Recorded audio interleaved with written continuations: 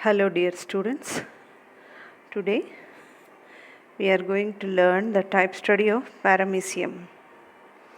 Myself K. Subhashini, Assistant Professor of Zoology, MVS Arts and Science College, Mahbub Nagar. Today I am going to introduce the type study of paramecium.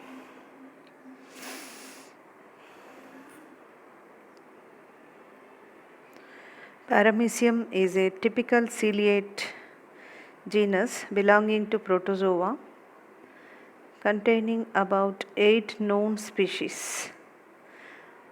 Like other characteristics of protozoans, they are unicellular, eukaryotic, and heterotrophic organisms. They are motile, basically reproduced by asexual and both sexual reproduction.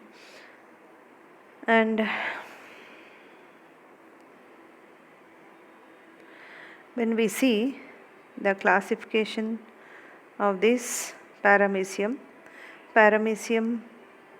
as you know, paramecium is a small unicellular organism and found in freshwater. See here you can see the shape of the paramecium, and as it resembles a slipper, it is called a slipper animalcule. And when we see the systematic position of paramecium, it belongs to phylum Protozoa, subphylum Celiophora, class Ciliata, subclass Holotricha, and order Hymenostomatidae. The genus is Paramecium. Species, there are 8 known species to us. The species we are going to study is Chordatum. Paramecium chordatum. And here you can see the characteristics of ciliates. All ciliates have cilia as the moving organelles, and these cilia are similar to the structure of flagella, but they are very short. Cilia are usually arranged in rows and connected to each other, and cilia near oral cavity are involved in food gathering, and examples for the ciliates are Paramecium and Didinium.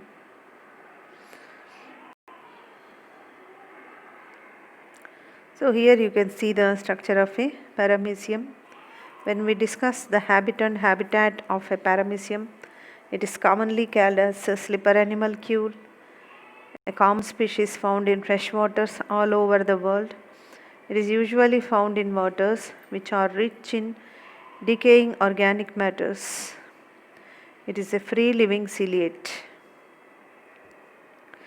And we can also culture this paramecium in a lab.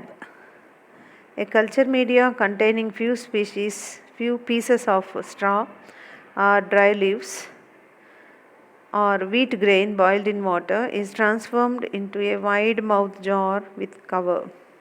Small amount of pond water containing paramecium are inoculated into this culture.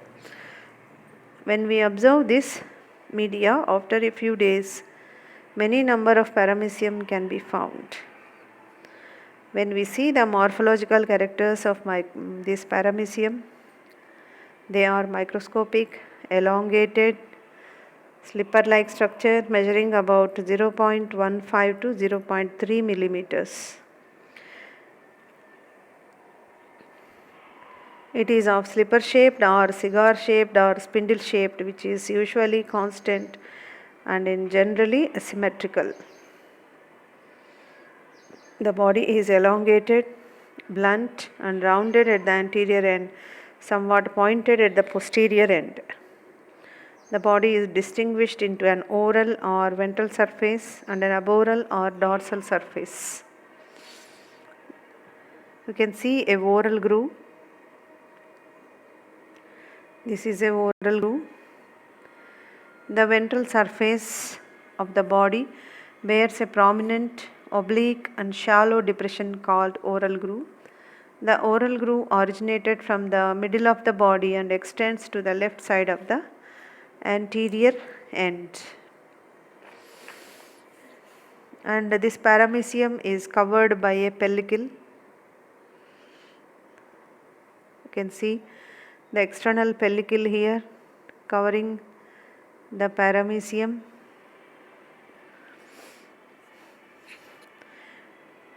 It is a clear, firm, elastic membrane.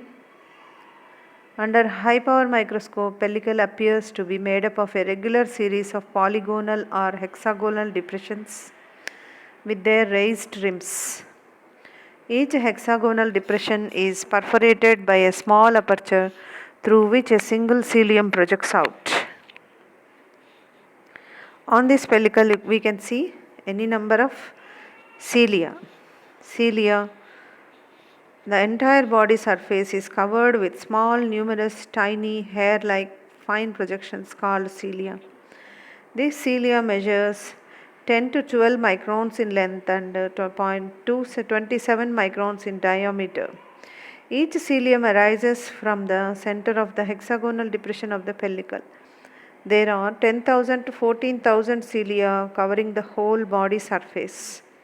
Cilia are arranged in longitudinal rows. The length of the cilia is uniform except few cilia are long at posterior end of the body, forming a caudal tuft.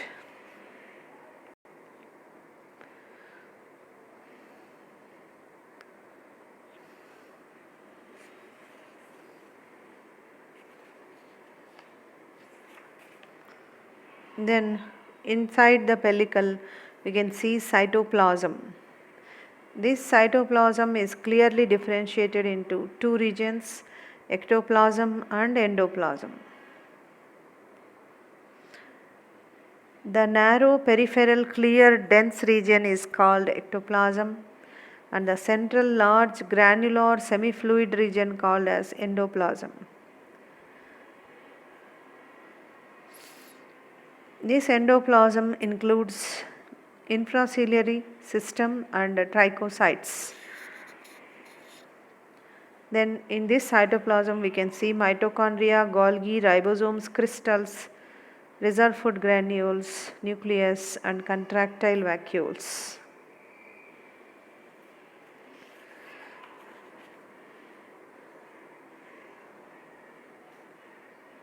When we see the structure of nucleus, it is heterokaryotic that consists two nuclei, a large macronucleus. Here in this picture you can see it is in red in color, and a small micronucleus. Macronucleus is kidney shaped with inconspicuous clear nuclear membrane. It is polyploidy and possesses many nucleoli and much more chromatin matter. Macronucleus is vegetative, diploid and controls metabolic activities of the cell. This nucleus derives from micronucleus during reproductive process. Micronucleus is small, spherical with a nuclear membrane lodged in a depression on the surface of macronucleus. It has definite number of chromosomes and without nucleolus. This nucleus performs reproduction.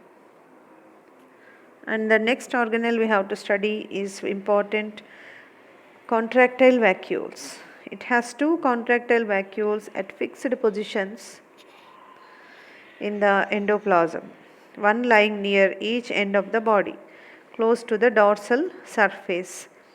Each vacuole is surrounded by a circle of 6 to 10 long, narrow, spindle-shaped radial canals. These are osmoregulatory structures which contract alternately, not at the same time. These are temporary structures. These organs do not lose their identity when water is expelled.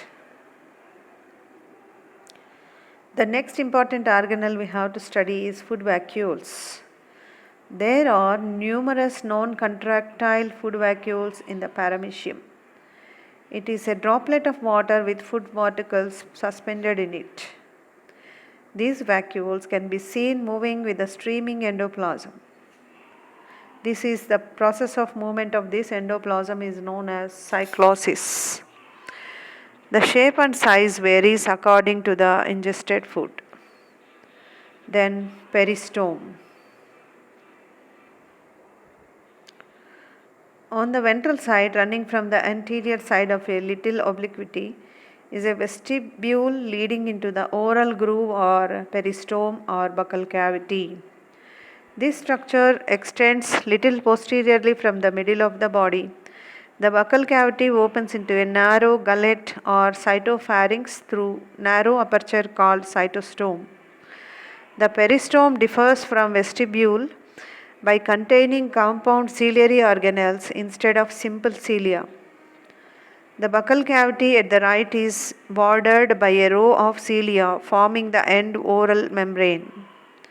At the left side are three groups of 4 rows of cilia, extending from the rim of the opening, the posterior end of the buccal cavity.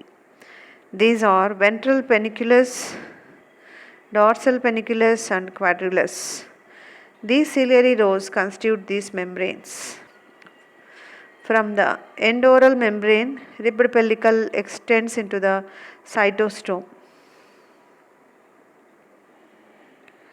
The next organelle important is cytopyge.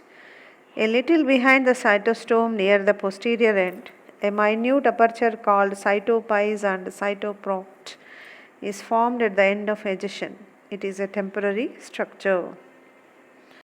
Then we will see the physiology of paramecium. First of all, locomotion or movement. The paramecium body shape enables it to swim in water with minimum friction. The cilia helps in swimming. The animal moves at a speed of 1500 microns or more per second. The movement of cilia during locomotion is of two types: a fast effective stroke and a small recovery stroke. During the effective stroke or the strong backward lash, the cilium becomes slightly curved and rigid and strikes the water like an oar. Thus, the body is propelled forward in the opposite direction of the stroke. The recovery stroke, which follows immediately, brings the cilium again back to its position to conduct the next effective stroke. Paramecia do not move all the cilia simultaneously and independently. The movement is conducted progressively in a wave-like manner called metachronal movement. You have to remember these points and note down metachronal movement. A cilia in a longitudinal row beat in a characteristic wave beginning at the anterior end, progressive backwards. Consequently, a cilium in a longitudinal row always moves in advance of the one behind it. All the cilia of transverse row beat simultaneously or synchronously. During forward movement, the metachronal waves pass from the posterior end to forward. This animal does not follow a straight track but rotates spirally like a rifle bullet along the axis.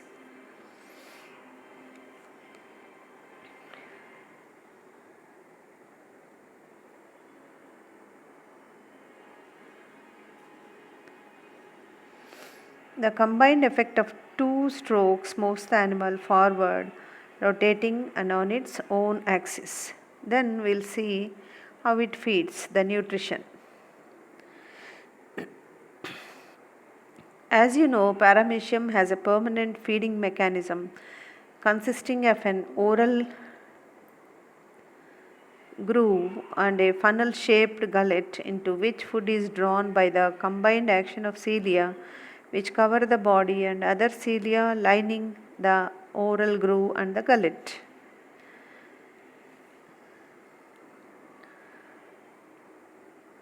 It is a holozoic and it feeds on bacteria, protozoans, algal, diatoms, yeasts and all organisms which are smaller than paramecium. It also feeds on small bits of animals and vegetables, debris. How it feeds? Paramecium moves or swims to places where it can get its food. The ingestion of food is carried by cell, mouth, or cytostome. The constant lashing movement of the cilia of the oral groove drives the water current along with the food material towards the vestibule. The vestibule ciliary tract directs the food particles into the buccal cavity. This animal allows only selected pest particles inside the buccal cavity. The leftover particles are discharged. The buccal cavity ciliary membranes drive the food material through the cytostome into the cytopharynx, which is gradually collected at the bottom in the membranous vesicle and finally nipped off as a food vacuole. The food vacuoles are formed within 1 to 5 minutes depending upon the availability of food and rate of feeding.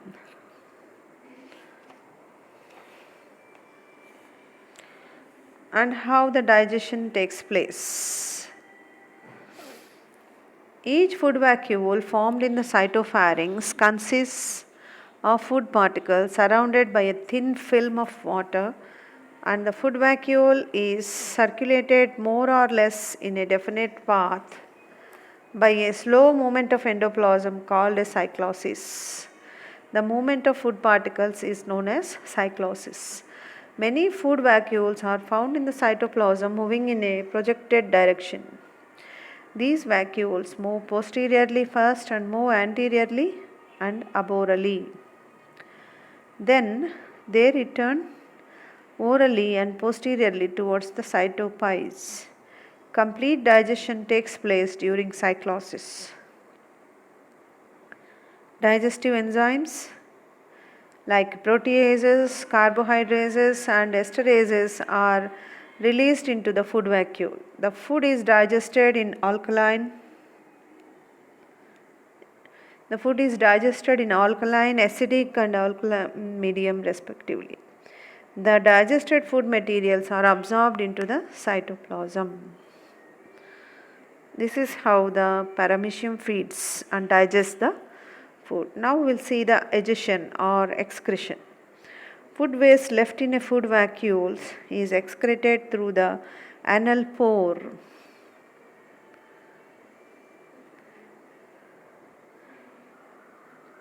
As the process of digestion and absorption proceeds, the size of the food vacuole decreases as the digested food material is absorbed into the cytoplasm. The size of the food vacuole decreases and finally becomes very small.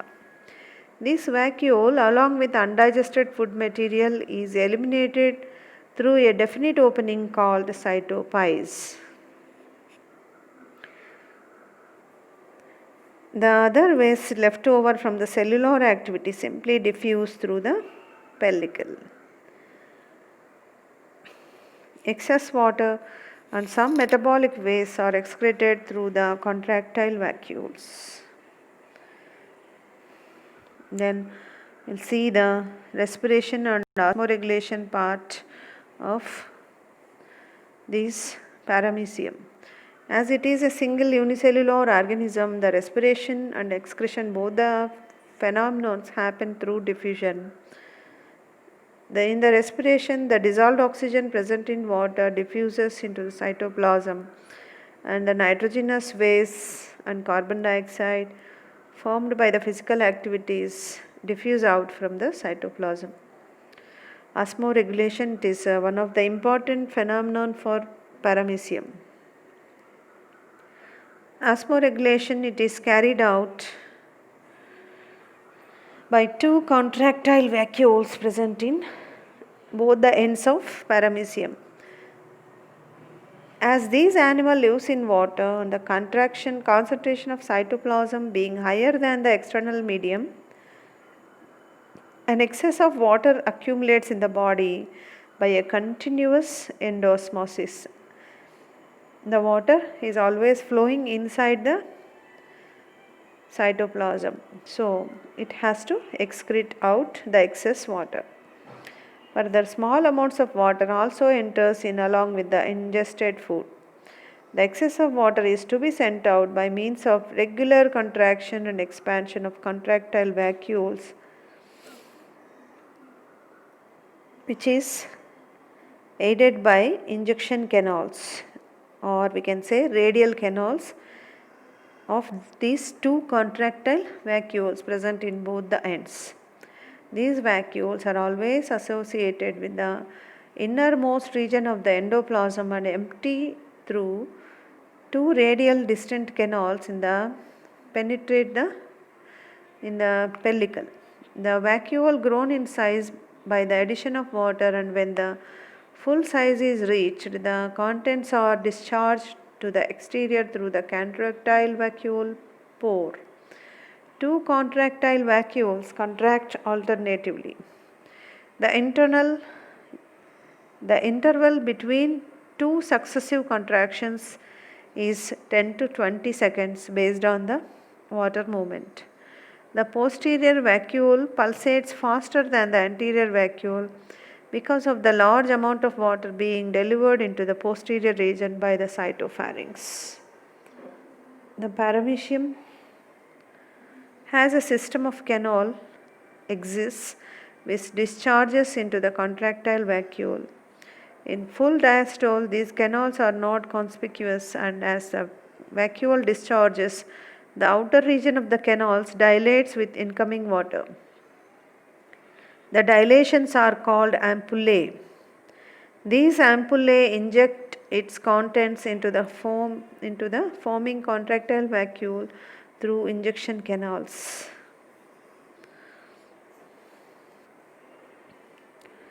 And what about the movements of paramecium? We can call them as the behavior of paramecium. These paramecium shows different behaviors to different stimuli. This response to environmental stimuli is called as behavior. Paramecium shows responses towards various kinds of stimuli such as light, temperature, concentration of oxygen, carbon dioxide, chemicals, and water currents. If the animal moves towards this stimulus like oxygen and food material, this is known as positive stimulus, and when the paramecium is moving away from that stimulus, that is known as negative movements. For example, touch. Response to touch is contact in thigmotoxis. The animal always moves away from the point of contact, shows positive taxis when comes in contact with food material. Temperature. Paramecium likes 24 degrees to 28 degrees temperature. Beyond this range of temperature, the animal moves away. Then we will study light. Response to light is phototaxis. It shows negative response to strong and UV lights. And chemicals. Chemotoxis is the response to chemicals. You have to note down this thigmotoxis, thermotoxis, like phototoxis, chemotoxis. These names you have to remember and note down in your notebooks. Chemotoxis is the response to chemicals. It is negative to chemicals. It is also negative in weak salt solution, but it is positive when a droplet of weak acid solution is poured into the medium. Water currents. It is positive to rheotaxis. They always moves along with the water current. When we give small electric currents, this response is called as galvanotaxis. It moves towards a weak electric current, especially collecting around negative poles. In a strong current, it moves towards the anode and they may die also. And gravity. Response to gravity is geotoxis. It is negatively geotropic. Paramecia always move upward and gather close to the surface. If this animal is introduced in inverted water filled U-tube corked on both ends, the animal immediately moves upwards and to the horizontal pole of the tube. So like this, it shows different types of behavior to different environmental changes. Then we'll see reproduction. So, as we know, paramecium reproduces in two types. One is asexual reproduction and sexual reproduction. Asexual reproduction in all protozoans is of binary fission and multiple fission and conjugation.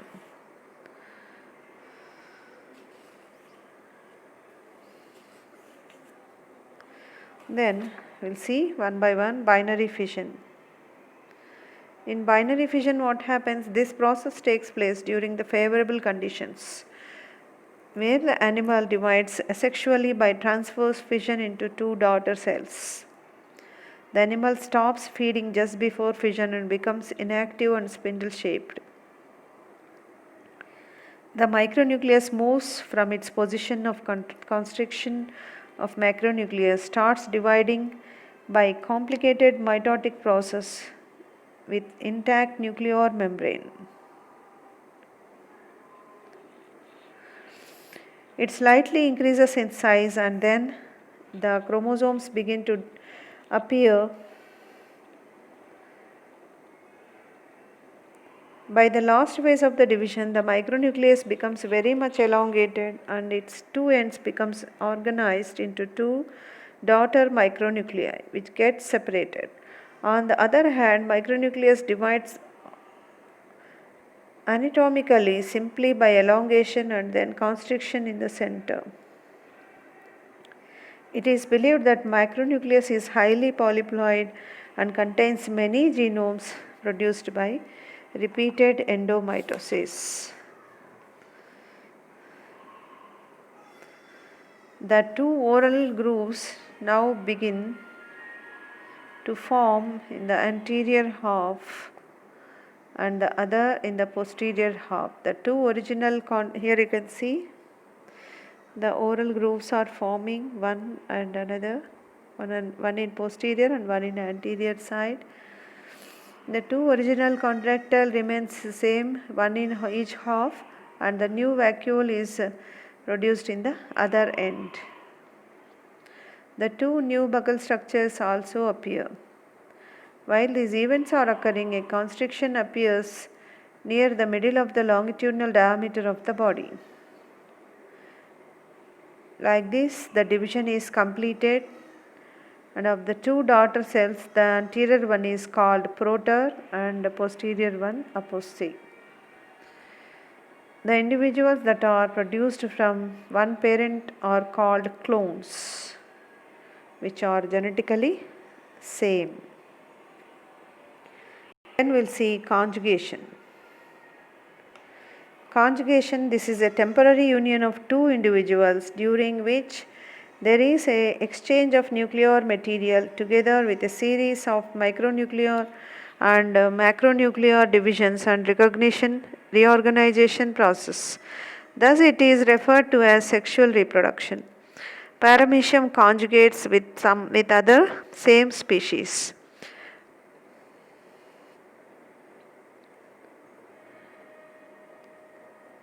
This is based on the mating behavior. Each species includes a number of varieties and syngens, and which each syngen there are the number of mating types. These mating types are morphologically identical but show physiological differences. The process of conjugation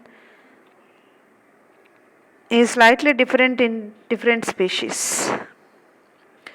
Two individuals are pre-conjugants. We call them as pre-conjugants from two different mating types of one syngen coming in contact ventrally and unite by their oral grooves.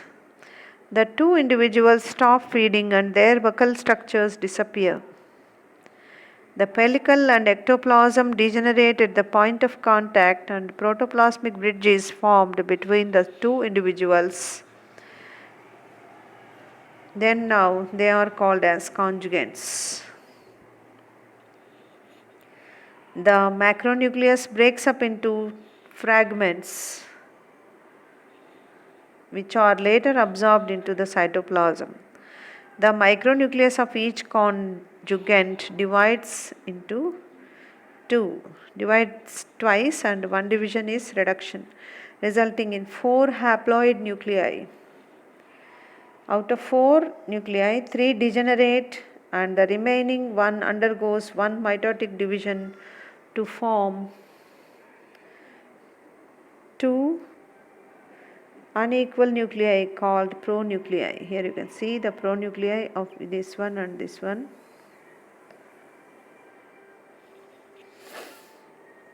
The smaller one is the active migratory male pronucleus, of the bigger one is the passive stationary female pronucleus.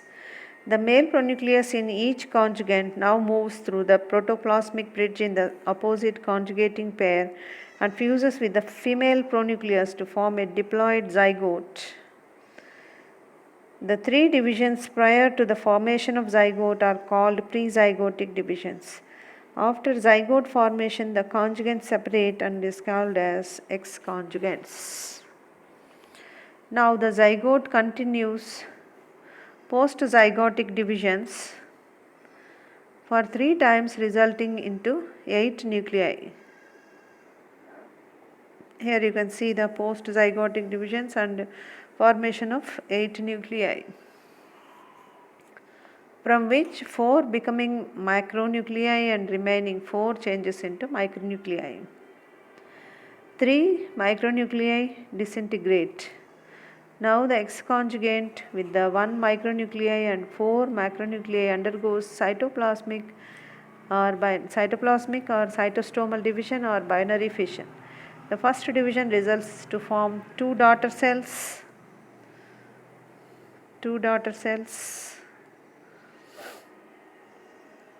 and the second each containing 2 macronuclei and 1 micronucleus. 2 macronucleus and 1 micronucleus. Further, the micronucleus again divided with the division of daughter cells, forming 2 daughter paramecia, with which 1 micro and 1 macronucleus. Thus, each conjugate product produces 4 daughter individuals and 8 individuals. In total, 8 individuals are formed at the end of single conjugation division. 1 individual giving to 4 and 2 individuals in total giving rise to 8 daughter cells. 8 are the result of conjugation. What are the factors affecting these types of conjugations?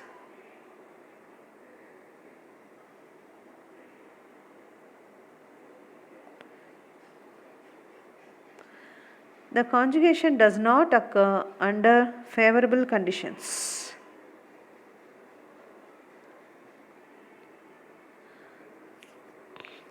Starvation or shortage of food or low temperature, sudden darkness, and the presence of certain salts induce conjugation.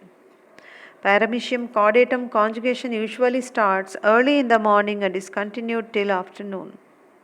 The individual must have passed through a desirable number of sexual generations, then only it comes into a conjugation method. Conjugation never takes place among the members of a pure line, that is, among the descendants of single individual. It occurs between individuals of 2 different mating types. So these are the factors behind the conjugation, and what are the result? What is the significance? Rejuvenation is the main prime factor. Paramecium loses its vigor after a series of binary fissions. This results into slow or dull physiological status. The animal ceases to multiply, reduces in size, degenerates in organization, and eventually dies. To avoid this, the animal undergoes 1 conjugation division to rejuvenate the lost vigor, where macronucleus is reconstructed from micronucleus. And the next point we have to remember is nuclear reorganization. Conjugation favors the animal to reorganize the macronucleus, which accelerates the vegetative activities. And for hereditary variation also this type of conjugation occurs.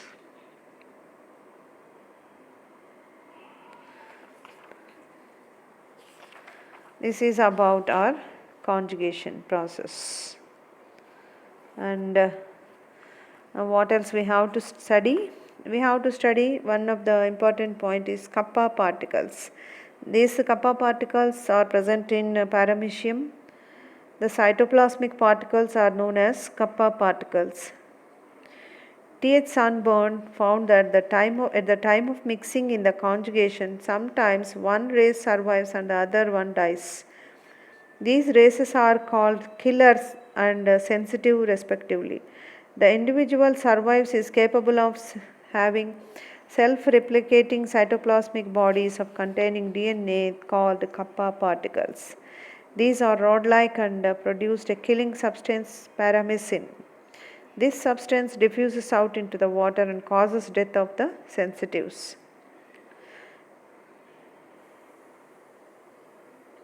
These kappa particles having dominate gene in the nucleus is necessary to exist. The gene multiplies and produce paramycin. And some other particles, mu particles, pi particles and lambda particles are also seen in some of the paramecium. And do these paramecium have any adaptations? Yes. The cilia, the multiple number of cilia helping in the feeding mechanism and escape are important for their sustainability. And the presence of two vacuoles, trichosides, these are the important things for the successful presence of these species.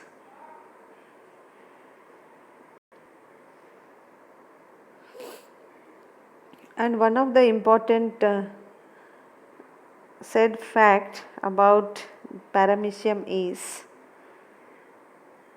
if a single paramecium survived, assuming a division rate of once a day, then after 113 days the mass of paramecia would be equal to the volume of the earth. See, that is the thing about paramecium that we should wonder, but the nature is controlling them, so they are having controlled number of species on the earth. So this is about paramecium. I think, hope you learned well, studied and understood the session well, and if you have any doubts, please ask me or mail me. Thank you very much.